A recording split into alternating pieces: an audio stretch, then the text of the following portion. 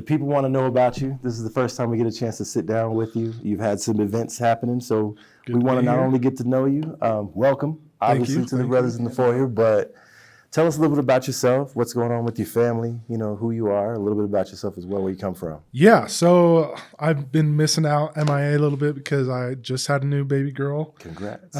Thank you. Had surgery too. Good one, not a bad one. There you go. I needed it. But yeah, a little bit about me.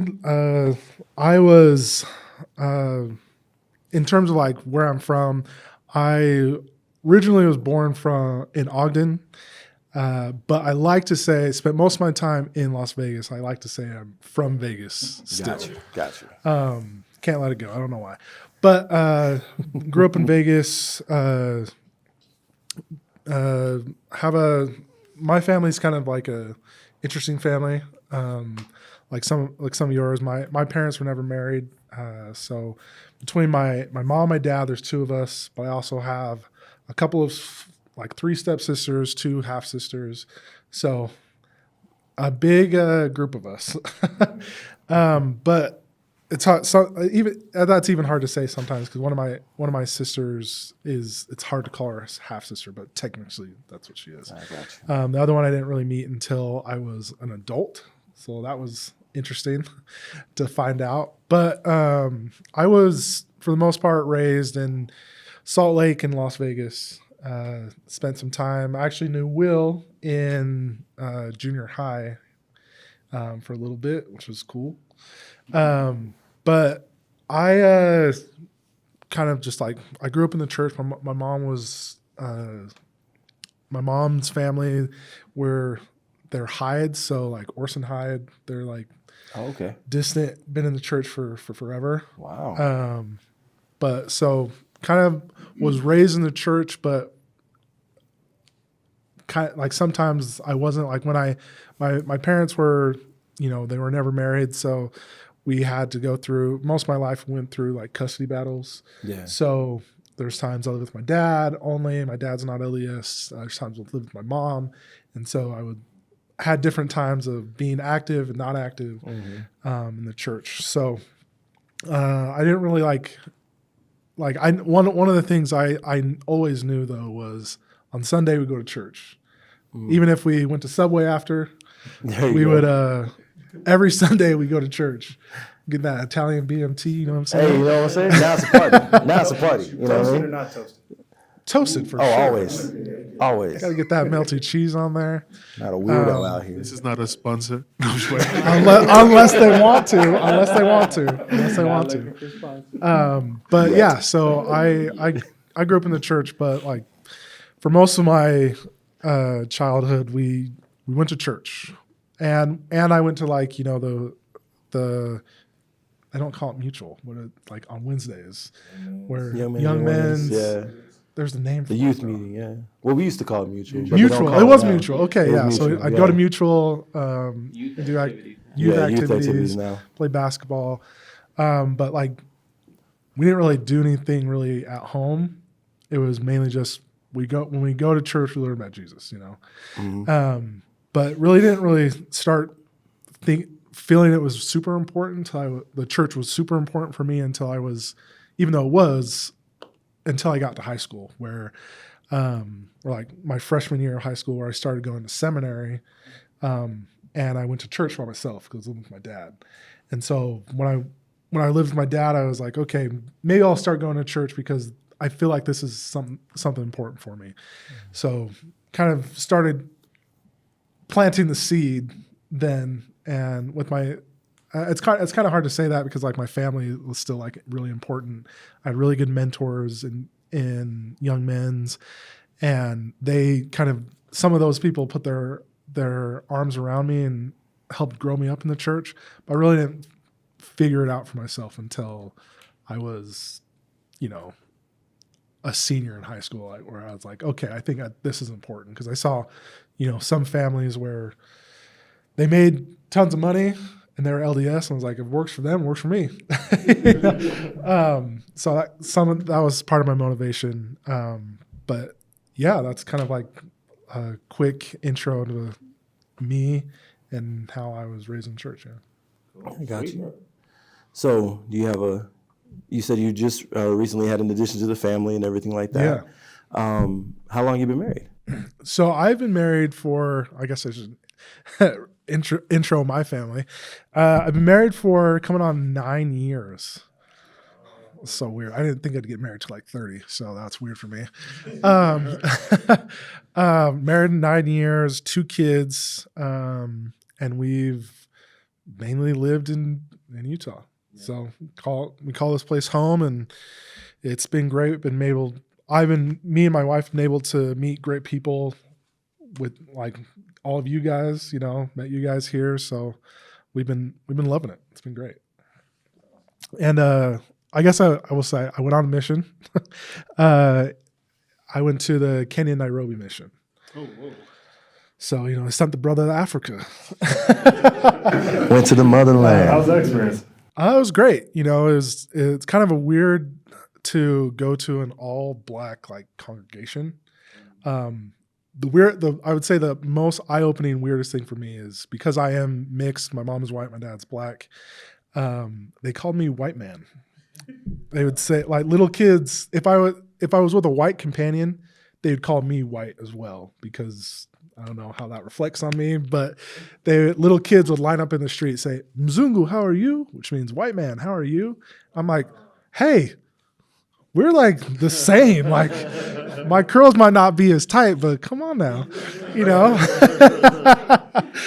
But when I was with I mix it up. When I was with a white companion, they didn't call me that. But if I was like an African companion, darker complexion, they call me white man. I'm like, little kid's about to get messed up. But yeah, it was great experience. The people there are so humble. And in some ways, the average Kenyan makes less than $2,000 a year. So like, in some ways they're compelled to be humble, even though they already are very humble people, very spiritual. Like I would, on my mission, I would come up to people and they'd already be having gospel discussions, which was amazing, because when I think about sometimes serving in the States, it's like, people are like, Jesus, you want to talk to me about Jesus? Get out of here. So it was great. It was, being in a congregation with all, African, with all black people. It was an awesome experience to know that like the church could be for Black Americans too, as long as this is a place where you can nurture your faith, where you can worship Jesus Christ and have a home. I got you. That's awesome. All right, appreciate that, man. So it's funny, you said something that I definitely want to touch on as well. You are biracial. Your mom's white, your dad's black. For those that don't know, I knew that the moment he said that his white side of his family had the last name Hyde, and they're connected to Orson Hyde, who has a deep connection to the church. I'm Smith. What you mean? Wait. Oh, you Smith? Yeah. You connected to Joseph Smith? Is that what this is? I'm like, all right, when did that run? Have me tell you that I have the white side and the dark side, Yeah, absolutely. I'm like, you a little extra chocolate to be the Smiths out here. But no, it's really funny because we're all married, which is one of the things we all have in common. And it's funny because we all ended up in this group because, to put it plainly, because we're black. We're black, we're LDS, and through friends and other friends or friends of a friend, we're like, oh, there's another brother I want to introduce you to. And then we ended up being in this really large group of just LDS brothers here in Utah. And, now actually bigger and larger than that is the chain and everything like that. So for me, I'm learning new things about you guys as y'all tell me and tell us about yourself as well. So I have this question. Your wife is white, right? So you're in an interracial relationship. Yeah. Are interracial marriages frowned upon in the church? Have you received any kind of, friction or anything like that being married to a white young lady in this church? I don't get a ton of that. Obviously, church does not dictate people's relationships. but I don't get a lot of people's. I mean, my wife might get some questions every now and then. I haven't heard any, but for me, it's a normal thing. Like my father, has had a relationship with my mom, who's white. He's currently married to another white woman, so it's kind of like that's what I know. And not that I didn't have like options, but like, I fell in love with my wife. It didn't matter, but like, surprisingly enough, some of the people on my dad's greater family, extended family, they have questions.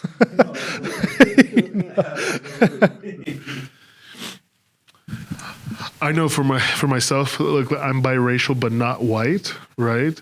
And then so I married a white person, and so now we brought there's so many different dynamics that we brought into this that, oh man, we have discussions daily about, with our children or whatnot. But I remember making that decision that I was going to marry my wife. And I will say this, it was, when me and my wife were dating, it was so hard. It was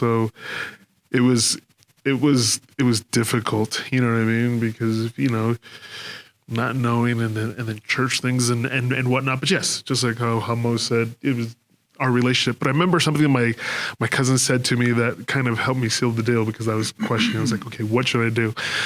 And he goes, hey, in the next life, does it matter if you're Tongan or black? I'm like, no. Does it matter if you're white? And I said, no. He's like, good. Here in this life, why we're different is so that we can learn to be together, be one. Because that's the whole purpose. If we can be one here, then we can be one there. But what's great about being who I am, black and Tongan, that's who I am. You know what I mean? That's what made me who I am. So that opened up a lot of things like, oh yeah, I can marry my my wife and have. We have a lot of discussions. A lot of people ask us questions and whatnot. Culturally, it's different, and we just need to make sure that we take the culture of all the cultures that are brought in, at least in my family, like a buffet. I like this. I'm gonna pull this from this culture here.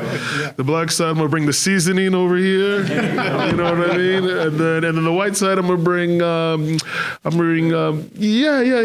credit, but boundaries. I'm gonna bring boundaries and being on time to things. You know what I mean? Punctuality. Credit, yeah, that's fine. But yes, I meant it. And in regards to the church, yeah, it was.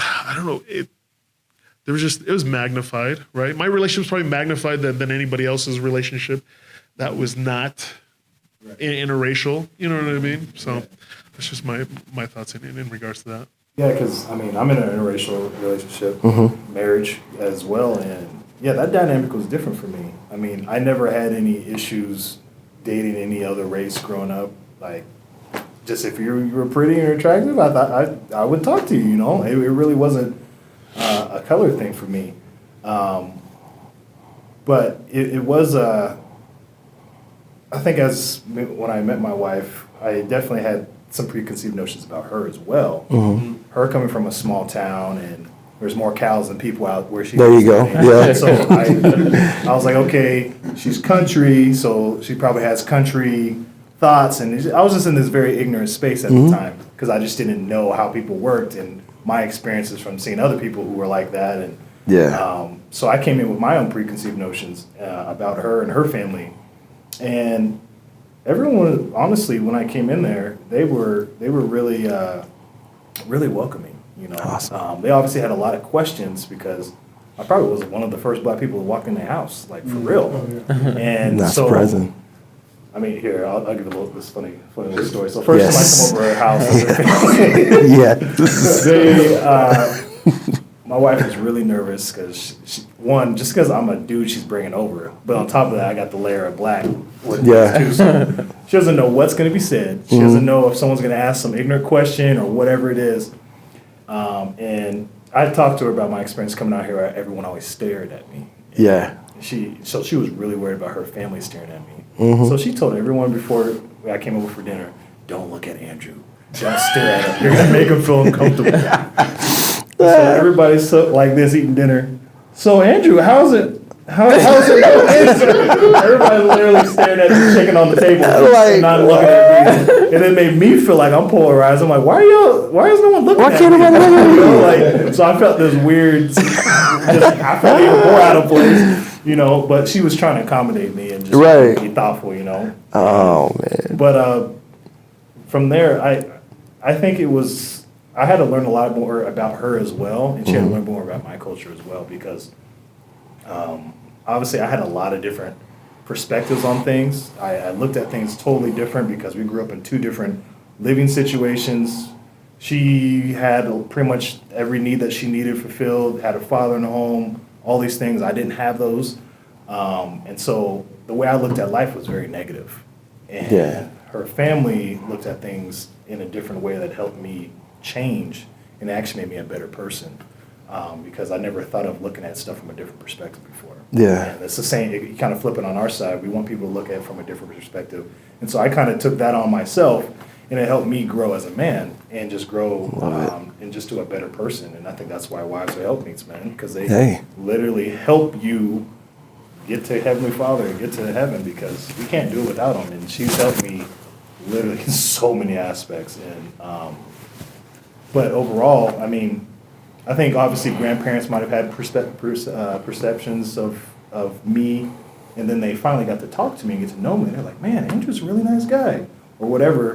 She would just tell me these things. She's like, yeah, they didn't know. They had their guard up about you a lot because they saw what was on the media. Or they were surprised. Yeah. He's a nice guy. So I gave them a different perspective than what they saw, and I think that's sometimes just comes with just being out here. We represent a huge population. Yeah. And not everybody thinks the same way or looks the same way at things as we do, or as that one person doesn't represent everyone. But sometimes you feel this pressure which you have to always be on your P's and Q's, because you don't know if that one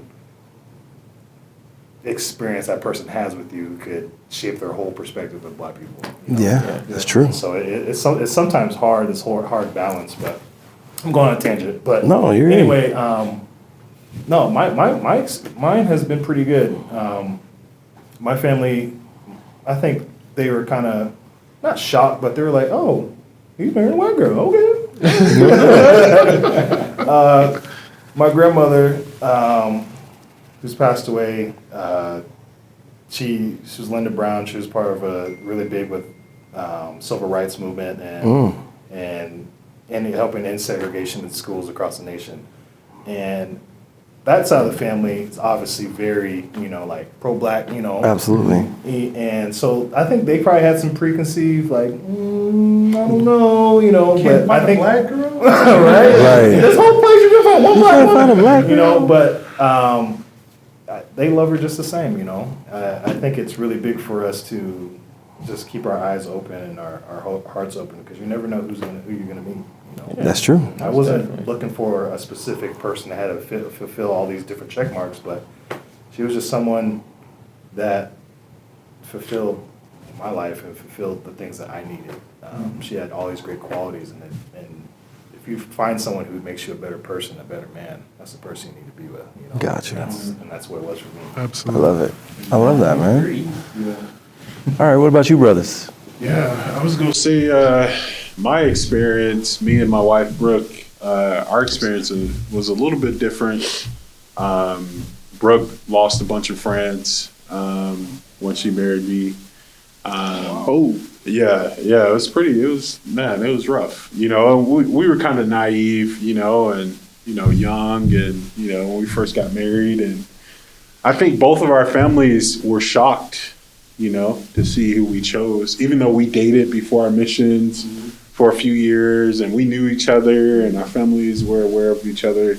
But like once we got married, we sealed the deal, we saw the reactions, and it really didn't hit us until we had our first child, Harper, and the way the nurses and doctors interacted with us, and some of the comments we would get, in the temple and the ward buildings and stuff, that kind of took us back.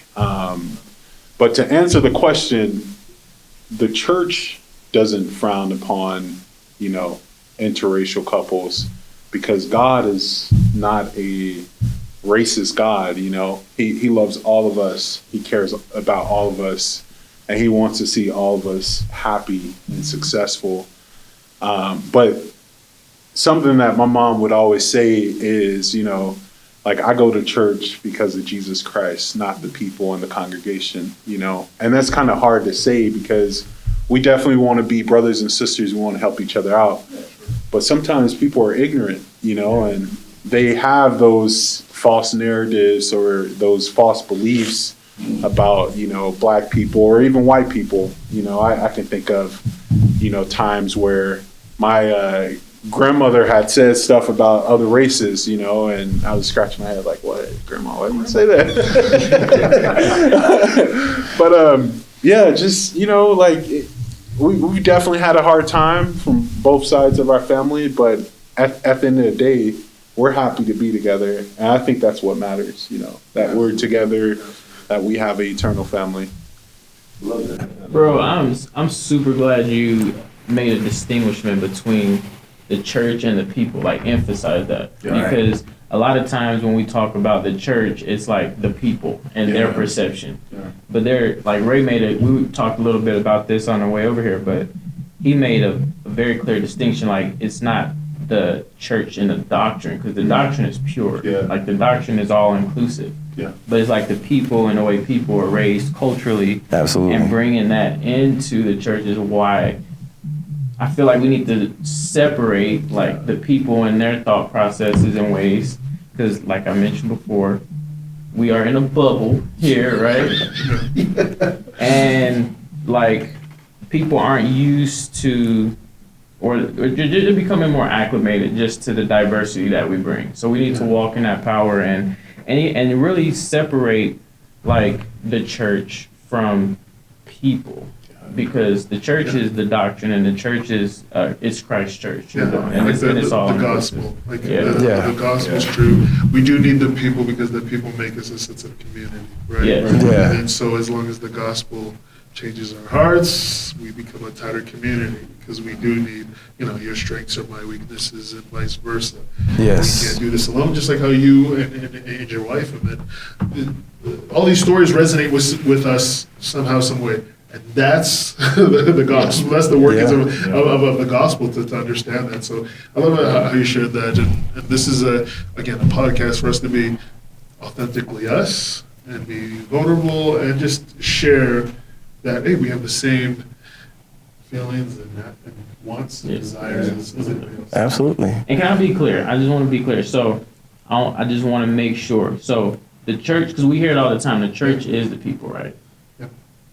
We are the church, but there's the doctrine, right? And a lot of times we're not living the doctrine. Mm-hmm. So the people are super important, because we are a part of that, the congregation, but generally the church is identified by the actions of the people. A lot of times. So that's why I'm glad Will identified. I'm glad he pointed that out. All right, man. Well, we are at time for today, but we will get back to this the next time we meet. But with that, my man over here was in the window You ain't got to go home. She got to bounce right now. So, but we appreciate you guys for joining us. Appreciate you fellas for all being here. I think we got to talk about some things. This is only the beginning of it. But we will see y'all again, and we'll see you in the foyer. All right. Peace. Like, subscribe. Yeah, subscribe. Like and subscribe. Hit the little bell button. Brought to you by right Subway. in the bio. See that link? Stay fresh. There. See y'all.